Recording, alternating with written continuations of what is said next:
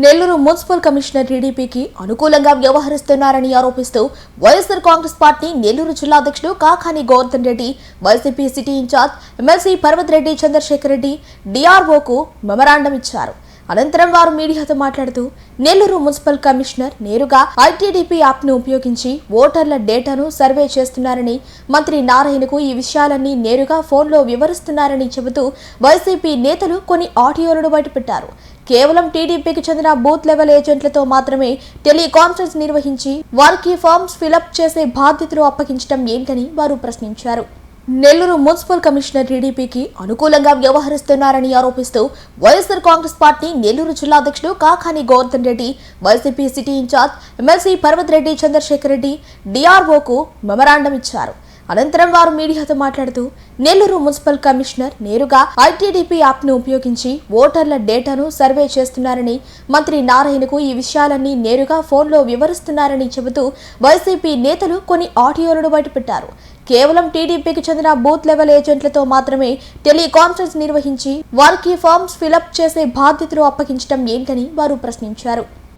ఈ రాష్ట్రంలో మొట్టమొదటగా నెల్లూరు జిల్లా నుంచే ఈరోజు జరుగుతున్నటువంటి స్పెషల్ ఇంటెన్సివ్ రివిజన్ కార్యక్రమం సర్వే ఏదైతే ఉందో దానిలో మన ఈ జిల్లా మంత్రి నారాయణ గారు పాల్గొని బూత్ లెవెల్ ఆఫీసర్స్ అందరిని పిలిచి కమిషనర్ని కూర్చోబెట్టి మంత్రి గారు, మేయర్ గారు, డిప్యూటీ మేయర్ గారు, కమిషనర్ గారు, కమిషనర్తో పాటు ఇతర బూత్ లెవెల్ స్థాయి అధికారులు అందరూ కూర్చొని వాళ్ళతో ఏ విధంగా బూత్ లెవెల్కి సంబంధించినటువంటి ఏర్పాట్లు చేయాలనేటువంటి ఒక సమావేశం ఏర్పాటు చేయడం జరిగింది.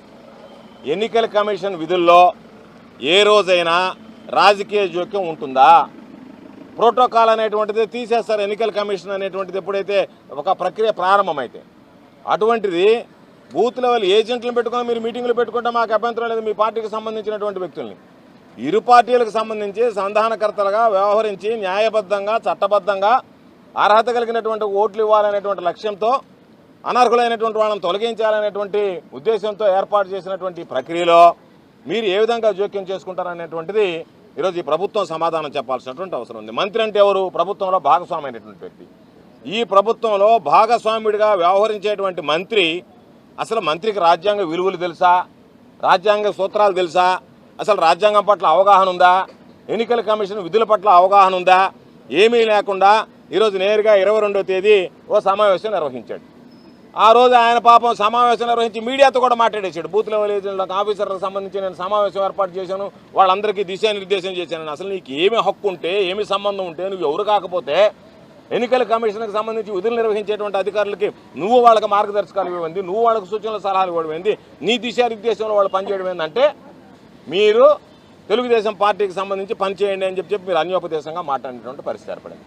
అదేవిధంగా ఈరోజు గూడూరుకి సంబంధించి గూడూరు రూరల్లో ఈరోజు ఉదయాన్నే చెప్పారు, ఆ చెన్నూరులో ఎవరైనా బూత్ లెవెల్ అధికారులు ఉంటే బూత్ లెవెల్ అధికారులు నేరుగా వెళ్ళి అక్కడ ఉన్నటువంటి ఆమెకు అక్కడ ఉన్నటువంటి ప్రజాప్రతినిధికి మొత్తం పేపర్లన్నీ ఇస్తే ఆమె వాటన్నిటినీ ఆ డేటా అంతా మొత్తం కలెక్ట్ చేసుకొని దాన్ని మామూలుగా వాళ్ళ దగ్గర నిక్షిప్తం అయిన తర్వాత వాళ్ళు ఆ డేటా అంతా స్టోర్ చేసుకున్న తర్వాత వీళ్ళు బూత్ లెవెల్ ఆఫీసర్లు బూత్ లెవెల్ ఏజెంట్తో కలిపి ఆ బూత్ ఎన్యూమరేషన్ ఫారంలు పంపిణీ చేయాలంటే, అంటే ఎన్యూమరేషన్ ఫారంలో ఉండేటువంటి డేటా మొత్తం వాళ్ళు కలెక్ట్ చేసుకొని స్టోర్ చేసుకొని రేపు వాళ్ళతో ఏ విధంగా మాట్లాడాలా, దాంతోపాటు మనకు కానటువంటి వాళ్ళని ఏ విధంగా తీసేయాలా, మన దొంగోట్లు ఏ విధంగా నిలుపుకోవాలనేటువంటి ఒక దుర్మార్గమైనటువంటి ఆలోచనకి ఈరోజు ఈ ప్రభుత్వమే గ్రీన్ సిగ్నల్ ఇచ్చినట్టుగా కనిపిస్తుంది. దాని మీద 22వ తేదీ జరిగినటువంటి దాని మీద 23వ తేదీ చీఫ్ ఎలక్షన్ ఆఫీసర్కి సీఈఓకి ఈరోజు అప్పటికే మాకు సంబంధించినటువంటి మా పార్టీకి సంబంధించినటువంటి ప్రతినిధులు శాసనమండలిగా ఉన్నటువంటి YSR Congress party general secretary Lella Appireddy గారు ఫిర్యాదు చేయడం జరిగింది. ఇక్కడ శాసనమండలి సభ్యులుగా ఉన్నటువంటి సోదరులు పర్వత్ రెడ్డి చంద్రశేఖర్ రెడ్డి గారు ఈరోజు జిల్లా కలెక్టర్ గారికి వినతి పత్రం సమర్పించడం జరిగింది, పంపించడం జరిగింది. ఈరోజు మేము నేరుగా వచ్చి అయ్యా వైఎస్ఆర్ కాంగ్రెస్ పార్టీ తరఫున ఈరోజు ప్రతిపక్షం వైఎస్ఆర్ కాంగ్రెస్ పార్టీ ఒక్కటే, అందరు జెండాలు జతకట్టేశారు. బీజేపీ, జనసేన, ఈ రాష్ట్రంలో ఉండేటువంటి ప్రధానమైనటువంటి పార్టీలని తెలుగుదేశం పార్టీ, విధంగా అన్యోపదేశంగా కాంగ్రెస్ అన్ని కలిసి పనిచేస్తున్నటువంటి నేపథ్యంలో ఈరోజు ప్రతిపక్షం వైఎస్ఆర్ కాంగ్రెస్ పార్టీ కాబట్టి మాకు అన్యాయం జరుగుతుంది, మాకు ద్రోహం తలపెట్టారు, ఈ ప్రభుత్వం అధికారాన్ని అడ్డుపెట్టుకొని ఈరోజు అర్హత కలిగినటువంటి ఓట్లను తొలగిస్తుంది అనేటువంటిది, అనర్హులైనటువంటి వాళ్ళు వాళ్ళ పార్టీకి సంబంధించినటువంటి చేర్చుకుంటున్నారని చెప్పి వెళ్ళాం. ఆయన చెప్తాడు డిఆర్ఓ గారు, కలెక్టర్ గారు అందుబాటులో లేరు, మేము ఎప్పుడు వచ్చినా కలెక్టర్ గారు అందుబాటులో ఉండరు, డిఆర్ఓ గారు ఉంటాడు. డిఆర్ఓ గారు స్టాండర్డ్ డైలాగ్ మనం మామూలుగా దీంట్లో ఇస్తాం కదా, రికార్డెడ్ మెసేజ్ వస్తుంది మనం ఫోన్ చేస్తే, అయ్యా మీకు ఏదన్నా మెసేజ్ ఉంటే బీప్ నొక్కండి అన్నట్టుగా సార్ని మేము విచారణ చేసి చర్యలు తీసుకుంటాం అంతే. ఏ విచారణ జరగలా, ఏం చర్యలు జరిగి చెప్పేసి వచ్చాం. సార్ స్టేషనరీ వేస్ట్ అయిపోతుందండి, అనవసరంగా ప్రింటింగ్ ఖర్చు, పత్రికలు, పేపర్లు పాపం వేస్ట్ అయిపోతున్నది తప్ప ఏమీ పని జరగటం లేదని చెప్పి అంటే మేము చెప్పేది ఒక కమిషనర్గా వ్యవహరించినటువంటి వ్యక్తి ఏ విధంగా అధికార దుర్వినియోగానికి పాల్పడ్డాడనేటువంటి దానికి అన్ని ఆధారాలు కూడా సోదరులు చంద్రశేఖర్ రెడ్డి గారు వినిపిస్తారు. అన్ని ఆధారాలతోనే మాట్లాడుతున్నాం. ఈరోజు ఒక కమిషనర్ అనేటువంటి వాడు బహుశా నేను అనుకుంటున్నా 2029 దాకా ఉంటే చాలు అనుకుంటున్నాడేమో ఆ కమిషనర్. 2029 తర్వాత నువ్వు చేసినటువంటి అకృత్యాలకి, నువ్వు చేసినటువంటి అక్రమాలకి, నువ్వు చేసినటువంటి అన్యాయాలకి ఎంత ఇబ్బందులు గురి కావాల్సి వస్తుందో ఒకసారి ఊహించుకో. ఎవరం గడిచి బతకలేదు. ఈ ప్రభుత్వం ఎలకాలం ఉండదు. ప్రభుత్వం మారినప్పుడు అధికారులు ప్రభుత్వంతో పాటు ఆ రోజు ఉన్నటువంటి ప్రభుత్వంతో పాటు పనిచేయాలి తప్ప మీరేమో పార్టీకి మారి వెళ్ళిపోయేటువంటి పరిస్థితి. ఒకవేళ మీరు పార్టీ మారి ఉద్యోగానికి రిజైన్ చేసి నారాయణ మాటలు విని నారాయణ విద్యా సంస్థలోనో లేదా నేను తెలుగుదేశం పార్టీ కార్యకర్తగా కొనసాగుతానన్నా కూడా నువ్వు అధికారంలో ఉన్నప్పుడు చేసినటువంటి వాటికి మిమ్మల్ని విడిచిపెట్టేటువంటి ప్రసక్తి ఉండదు. కాబట్టి ఇప్పటికే ఒకసారి బూత్ లెవెల్ ఏజెంట్లతో మాట్లాడారు. నారాయణ మాట్లాడుతుంటే మధ్యలో ఈయన చొరబాటు అయ్యాడు టెలికాన్ఫరెన్స్లో. వాళ్ళకి ఇన్స్ట్రక్షన్స్ ఇచ్చాడు, మీరు తొందరగా ఇచ్చేస్తే ముందు మనం ఇచ్చేది చేసుకుంటే అవతలలో ఎత్తిపారేయొచ్చంట. మరలా ఇంకొకసారి ఆయన నేరుగా teleconference booth level agent Telugu Desam పార్టీకి సంబంధించినటువంటి వాళ్ళతో ఐటీడీపీ ఏ విధంగా పనిచేయాలా ఈయన సూచనలు ఇస్తున్నారు తెలుగుదేశం పార్టీ వాళ్ళకి. పోయి ఉద్యోగం రాజీనామా చేయి, పచ్చ చొక్కా ఒకటి వేసుకొని పోయి ఆ తెలుగుదేశం కేంద్ర కార్యాలయంలో కూర్చొని మొత్తం రాష్ట్ర వ్యాప్తిగా నువ్వు నీ సూచనలు సహాయాలు మాకే అభ్యంతరంలే. నువ్వు అధికారం వెలగబెడతా కమిషనర్గా ఉంటా. ఈరోజు నిద్రలేస్తే నువ్వు చేసినటువంటి చాంతాడుపోవడంతో ఎన్ని తర్వాత మాట్లాడుకుందాం. తర్వాత ఈరోజు నువ్వు చేస్తున్నటువంటి పని నారాయణ ఎలకాలం నిన్ను కాపాడుతాడని నువ్వు అనుకుంటున్నావా? భ్రమంలో ఉండవా? ఉండే ఈ పనులు చేస్తున్నారా మీరు? కాబట్టి జిల్లా ఎన్నికల అధికారిగా ఉన్నటువంటి కలెక్టర్ గారు బాధ్యత తీసుకోవాల్సినటువంటి అవసరం ఉంది. ఇప్పటికే ఎలక్షన్ కమిషన్కి చెప్పాం, జిల్లా ఎన్నికల అధికారికి చెప్పాం. దానికి సంబంధించినటువంటి దాంట్లో మీరు ఇప్పటికే ఒక ఇండిపెండెంట్ ఎంక్వైరీ ఎందుకు అసలు ఆర్టికల్ 324 కింద ఏర్పడినటువంటి రాజ్యాంగ ప్రతిపత్తికలు స్వయం ప్రతిపత్తి కలిగినటువంటి రాజ్యాంగ వ్యవస్థలను మీరు జోక్యం చేసుకుంటే ఇంకా నేను అంటున్నా అంబేద్కర్ గారు మహనీయుడు రాసినటువంటి రాజ్యాంగానికి విలువ లేకుండా పోయింది. ఆర్టికల్ 324కి విలువ లేకుండా పోయింది. ఇప్పుడు నారావారి రాజ్యాంగం, రెడ్ బుక్ రాజ్యాంగం అమల్లోకి వచ్చినట్టుగా కనిపిస్తుంది. అటువంటి పరిస్థితుల్లో జిల్లా కలెక్టర్ గారు ఇప్పటికైనా మేనమేషాలు లెక్కించకుండా కళ్ళు తెరిచి మేము ఆయన వివరణ అడిగాము, ఆయన వివరణ ఇస్తానన్నాడు, ఆయనకు నోటీస్ ఇస్తామన్నాము, నారాయణ గారు వద్దన్నారు కాబట్టి నేను నోటీస్ ఇవ్వలేకపోయాను, ఈ కుంటి సాకులు చెప్పకుండా మీరు ఏదైతే ఎన్నికల కమిషన్ ప్రకారం మీరు నిర్వహించడంలో జోక్యం చేసుకుని వెంటనే ఎవరైతే ఈ సమీక్షలు నిర్వహించారో, ఈ సమావేశాలు నిర్వహించారో వాళ్ళకి సంబంధించినటువంటి దాని మీద పూర్తి స్థాయి విచారణ జరపండి.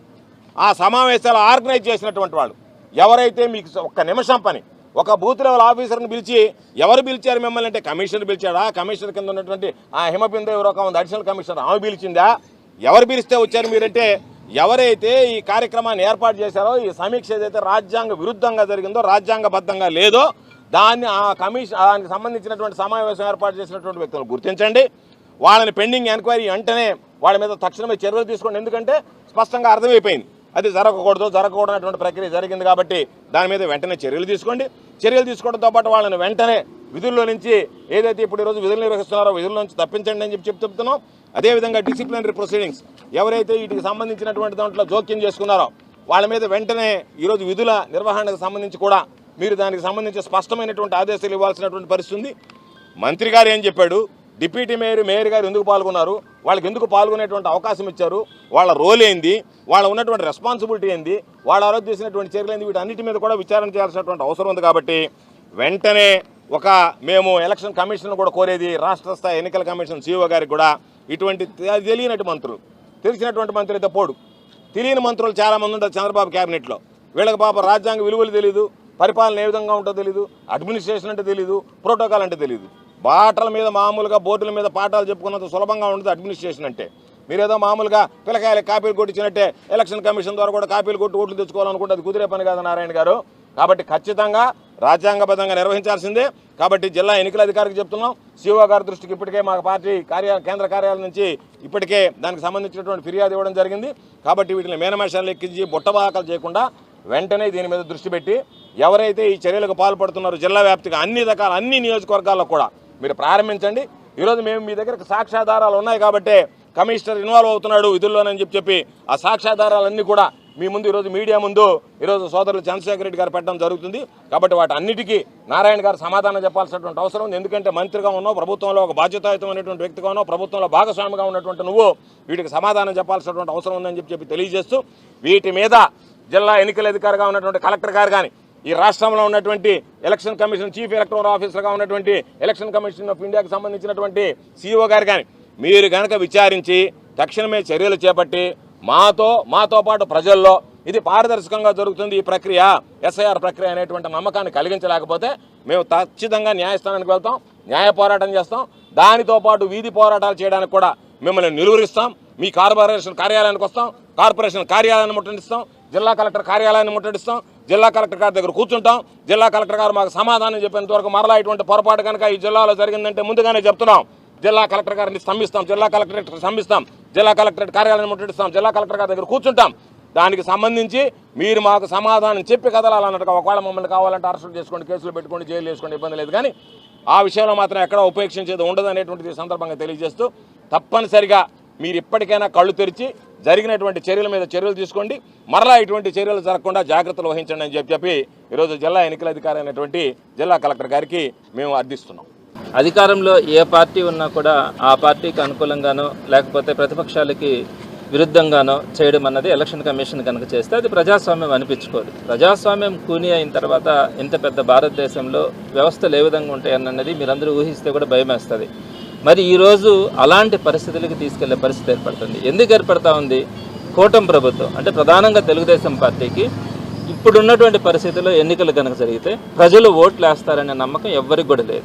ఈ కారణం చేత బలవంతంగానైనా కూడా కొంత ఓట్లు వారికి ఏవైతే పడవనుకుంటా ఉంటారో ఆ ఓట్లు అన్నీ కూడా కనుక తొలగించుకుంటే ఏదో ఒక రూపంగా మరలా అధికారంలోకి రావాలన్న ఆలోచన తప్ప వాళ్ళ ప్రజలకు మేలు చేయాలన్న ఆలోచన ఏ ఒక్కరికి కూడా లేదు. కింద నుంచి పైదాకా ముఖ్యమంత్రి గారి దాకా ఎక్కడా కూడా ఈ వ్యవస్థలన్నింటినీ కూడా ఉపయోగించుకొని భ్రష్టు పట్టైనా సరే ఏదో ఒక విధంగా అధికారం రావాలే తప్ప ప్రజలు మాకు ఓట్లేసే పరిస్థితులు లేవు, సాధారణమైనటువంటి ఎన్నికలు జరిగితే అనే అభిప్రాయానికి రావడం కూడా జరిగింది.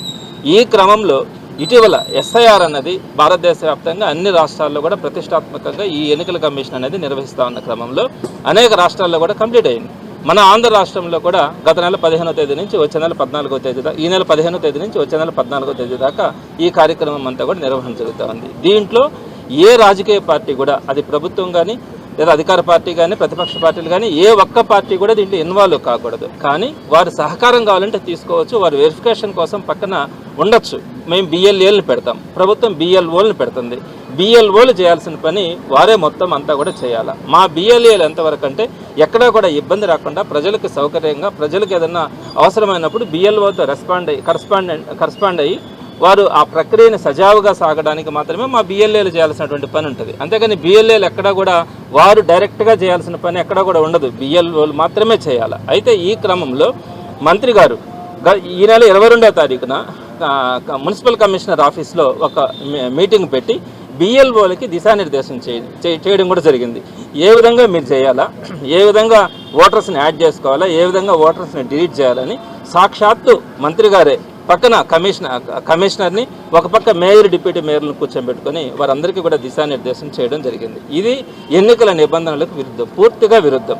మరి దీని మీద మేము 23వ తారీఖునే మేము కంప్లైంట్ కూడా చేయడం జరిగింది. స్టేట్ ఎలక్షన్ కమిషన్ కానీ, సెంట్రల్ ఎలక్షన్ కమిషన్ కానీ, అదేవిధంగా కలెక్టర్ గారికి కూడా కంప్లైంట్ చేయడం జరిగింది. అయితే మేము కంప్లైంట్ చేసిన వెంటనే తర్వాత రోజున మున్సిపల్ కమిషనర్కి షోకాజ్ నోటీస్ కూడా ఇవ్వడం జరిగింది. అయితే ఈ ప్రక్రియ అంతా కూడా 14వ తేదీతో పూర్తి అయిపోతుంది. ఈ లోపల కమిషనర్ గారు మరిన్ని ఇబ్బందులు కలిగే పరిస్థితుల్లో ఈరోజు ప్రవర్తిస్తూ ఉన్నటువంటి విధానాన్ని చూస్తూ ఉన్నాం. దీనికి సంబంధించి ఏదైతే మంత్రి గారు మీడియా సమావేశం ఏర్పాటు చేసి కానీ, అదేవిధంగా బిఎల్ఓలతో మీటింగ్ పెట్టి కానీ ఏం మాట్లాడారన్నది వీడియోలు కూడా రిలీజ్ చేయడం జరిగింది. అయితే ఈ క్రమంలో కమిషనర్ గారు ఇంకొక అడుగు ముందుకేసి మంత్రి నారాయణ గారితో డైరెక్ట్గా ఫోన్లో మాట్లాడుతూ టెలికాన్ఫరెన్స్లో బిఎల్ఏలంతా కూడా ఉన్నారు. ఆ దాంట్లో ఐటీడీపీ యాప్ను ఉపయోగించుకొని మేమంతా కూడా ప్రాసెస్ చేస్తా ఉన్నామని చెప్పి సాక్షాత్తు కమిషనర్ గారు, అంటే ఈ ఎలక్షన్ ప్రాసెస్ అంతా కూడా సిటీ కాన్స్టిట్యున్సీకి సంబంధించి చూస్తున్నటువంటి మున్సిపల్ కమిషనర్ గారు నేరుగా ఐటీడీపీ యాప్ అన్నది టీడీపీ పార్టీకి చెందినటువంటి ఒక యాప్. ఆ యాప్లో ఎలాంటి పరిస్థితులు ఉంటాయంటే దాంట్లో వైసీపీ ఓటర్ ఎవరు, టీడీపీ ఓటర్ ఎవరు అన్నది వారు అంతా కూడా ఒక ఎంక్వైరీ చేసుకొని వారంతా కూడా దాంట్లో పొందుపరచుకోవడం కూడా జరిగింది. అలాంటి ఐటీడీపీ యాప్ అనేది చాలా బాగుంది, దాన్ని ఉపయోగించుకొని మేము ఈ ప్రాసెస్ని చేస్తా ఉన్నాం అని చెప్పి కమిషనర్ గారు మాట్లాడడం కూడా జరిగింది. దీనికి సంబంధించి ఒక 30 సెకండ్స్ మీకు నేను అది వినిపిస్తాను. ఏదైతే మైటీడీపీ యాప్ ఇచ్చారో సార్, ఆ యాప్ లో మీరు last time booth wise voters అంతా ఒక చోట ఉన్నట్టున్నారు సార్. దానివల్ల ఐడెంటిఫికేషన్ ఈజీ అవుతుంది సార్. అది ఐడెంటిఫై సీజ్ అవ్వడం వల్ల త్వరగా డిస్ట్రిబ్యూట్ చేయగలుగుతున్నారు. మా పొలిటికల్ వాళ్ళు ఎవరు పోయినా అలా బియ్యాలను ప్రెసిడెంట్ వచ్చి వాళ్ళు చెప్పేస్తారు.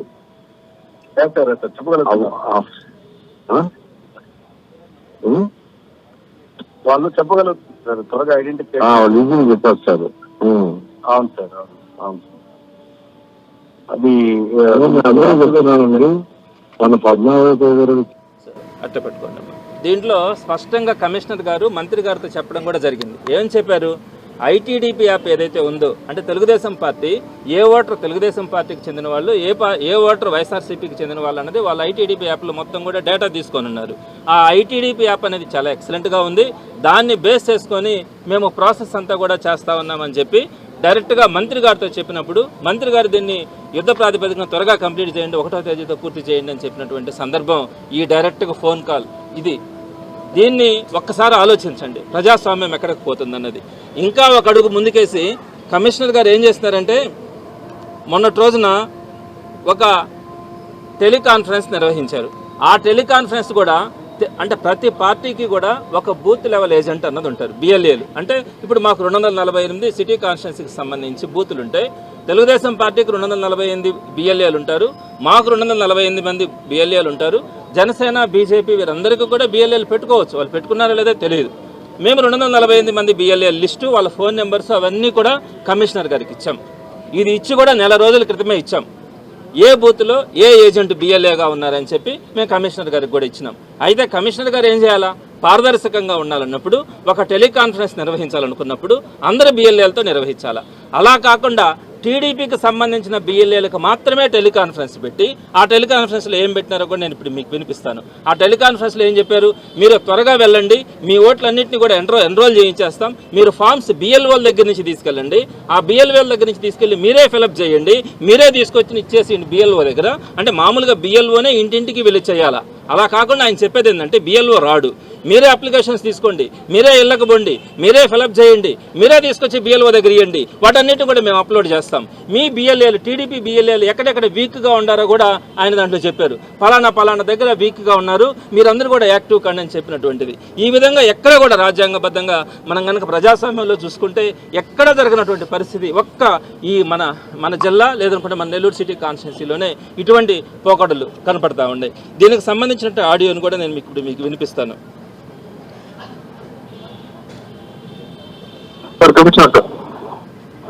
ఓకే, టీడీపీ బిఎల్ఏలతో మాత్రమే ఇది ఆయన okay. Good evening all BLAs అండి. బిఎల్ఏస్ అందరు కూడా ఇప్పుడు మనం జరుగుతున్నటువంటి యాక్టివిటీలో డిజిటైజేషన్ అంటే ఒకటి డిస్ట్రిబ్యూషన్ ఆఫ్ ఫామ్స్ డిస్ట్రిబ్యూట్ చేస్తాము. డిస్ట్రిబ్యూషన్ చేసినటువంటి ఫామ్స్ ని ఎలక్టర్ ఫిల్ చేసి తిరిగి బిఎల్ఓకి ఇచ్చినట్లయితే బిఎల్ఓ దాన్ని డిజిటైజ్ చేస్తారు, అంటే దాన్ని ఆన్లైన్ చేస్తారు. అది మీ అందరికీ బిఎల్ఏలు అందరికీ తెలిసిన విషయమే. కాబట్టి బిఎల్ఏస్ కొన్ని చోట్ల ఫామ్స్ డిస్ట్రిబ్యూషన్ అయిన తర్వాత వాటిని ఎలక్టర్ ఫిల్ చేసిన తర్వాత తిరిగి బిఎల్ఓకి ఇవ్వడంలో కొన్ని చోట్ల ఆలస్యం అవుతుంది. అవి ఆలస్యం కావడం వల్ల ఆన్లైన్ చేసేటువంటి పర్సెంటేజ్ తగ్గుతుంది. సో కాబట్టి బిఎల్ఏస్ అందరూ ఈ ఫామ్స్ ని ఫిల్ చేసిన ఫామ్స్ ని తిరిగి బిఎల్ఏస్ కి తెచ్చిచ్చినట్లయితే అది ఆన్లైన్ చేస్తారు. దాని విషయంలో అందరు కూడా కొంచెం యాక్టివ్గా ఉండాల్సిందిగా తెలియజేస్తున్నాను. అదేవిధంగా కొన్ని పిఎస్ నెంబర్ 115 ఇట్లా అంటే ఆయన పిఎస్ నెంబర్లు కూడా చెప్పాడు. ఈ పిఎస్ నెంబర్లలో మీరు వీక్గా ఉన్నారు, త్వరగా తెచ్చివ్వండి అని. మీరు ఒక్కసారి ఆలోచించండి, ప్రజాస్వామ్యంలో తెలుగుదేశం పార్టీ బిఎల్ఏలకు మాత్రమే కమిషనర్ ఒక టెలికాన్ఫరెన్స్ నిర్వహించి, ఆ టెలికాన్ఫరెన్స్లో మీరు బిఎల్ఓ దగ్గర నుంచి మీరు అప్లికేషన్స్ తీసుకెళ్ళండి, మీరే ఫిల్ చేయండి, మీరే వాటిని మీకు అనుకూలమైన ఓటర్స్ అందరినీ కూడా మీరు త్వరగా తీసుకొచ్చి బిఎల్ఓల దగ్గర కనిపిస్తే బిఎల్ఓలు వాటన్నిటిని కూడా అప్లోడ్ చేస్తారని చెప్పినటువంటి పరిస్థితిని మనం ఈరోజు మన టెలికాన్ఫరెన్స్ ద్వారా డైరెక్ట్గా కమిషనరు బిఎల్ఓలతో మాట్లాడినటువంటి సందర్భాన్ని మనం చూసినాం. ఇప్పుడు ఒకసారి ఆలోచించండి, మంత్రి గారేమో నేరుగా బిఎల్ఓలతో మీటింగ్ పెడతాడు, కమిషనర్ని పక్కన పెట్టుకుంటాడు, మేయర్ డిప్యూటీ మేయర్ని పక్కన పెట్టుకొని ఆయన పెడతాడు. ఇంకొక అడుగు ముందుకేసి ఆయన బిఎల్ఏలు టీడీపీ బిఎల్ఏలతో మంత్రి గారు టెలికాన్ఫరెన్స్ పెట్టేటప్పుడు కమిషనర్ లైన్లోకి తీసుకుంటే కమిషనర్ కనీసం ఇది ఒక పార్టీకి సంబంధించినటువంటి కాన్ఫరెన్స్ కాల్ జరుగుతూ ఉందని కూడా లేకుండా మంత్రి గారికి ఆయన ఎక్స్ప్లెనేషన్ ఇవ్వడం, మీ ఐటీడీపీ చాలా బాగుంది, మేము దాన్నే ఉపయోగించుకొని మేము ప్రాసెస్ చేస్తామని చెప్పినటువంటి పరిస్థితి. ఇంకొక అడుగు ముందుకేసి డైరెక్ట్గా ఈ టీడీపీ బిఎల్ఏలకి డైరెక్ట్గా టెలికాన్ఫరెన్స్ నిర్వహించి మీరందరూ కూడా త్వరగా బిఎల్ఓల దగ్గర నుంచి అప్లికేషన్స్ తీసుకెళ్లి ఫిలప్ చేసి మీ ఓటర్లందరినీ కూడా త్వరగా కనుక తెచ్చిచ్చేస్తే మేము వాటన్నిటిని కూడా ప్రాసెస్ చేస్తామని చెప్పినటువంటి తీరు చూస్తే ఇంతకంటే సిగ్గుపడాలన్నటువంటి అంశం ఇంకోటి. దీనికి సంబంధించి పెద్దలు గోవర్ధన్ రెడ్డి గారితో కలిసి ఈరోజు కలెక్టర్ గారిని కలుద్దామని వస్తే కలెక్టర్ గారు లేదు. డిఆర్ఓ గారికి కూడా చెప్పడం జరిగింది. డిఆర్ఓ గారు ఏం చెప్పారు, మేము ఆయనకు షోకాజ్ నోటీస్ ఇచ్చినాము, అది రాగానే యాక్షన్ తీసుకుంటామన్నారు. ఎప్పుడైనా షోకాజ్ నోటీస్ ఇచ్చి ఆయన ఎప్పుడు రిప్లై ఇవ్వాలా, ఎప్పుడు వీళ్ళు యాక్షన్ తీసుకోవాలా? ఇమీడియట్గా డైరెక్ట్గా వీడియోలు ఆడియోలు మనకు దొరికిన తర్వాత ఇమీడియట్గా కనీసం ఆయన ఈఆర్ఓ బాధ్యతల నుంచి అయినా తప్పించాలా. వేరొకరికి ఇవ్వండి, డిఆర్ఓ గారు ఇంకొకరికి ఇవ్వండి. ఎందుకు ఆయనకే ఇస్తున్నారు? మున్సిపల్ కమిషనర్గా మీరు ఉంచుకోవాలనుకుంటారు ఉంచుకోండి, ఊడిగాలు చేయించుకోవాలనుకుంటారు చేయించుకోండి. ఎందుకు ఈ బాధ్యతల నుంచి తప్పించండి? 14వ తేదీకల్లా అయిపోతుంది కదా ప్రాసెస్, ఈ లోపల మీరు తొలగించాలి కదా. సో ఈ విషయాన్ని డిఆర్ఓ గారితో కూడా చెప్పడం జరిగింది. తప్పకుండా పెద్దలు గోవర్ధన్ రెడ్డి గారు చెప్పినట్టుగా ఒకవేళ కనుక వీరి దగ్గర న్యాయం జరగదు అని అనుకుంటే దీనికి న్యాయస్థానాలను ఆశ్రయించడం జరుగుతుంది. అదేవిధంగా వీధి పోరాటాలకు కూడా సిద్ధపడడం జరుగుతుందని చెప్పి తెలియజేస్తా ఉన్నాను.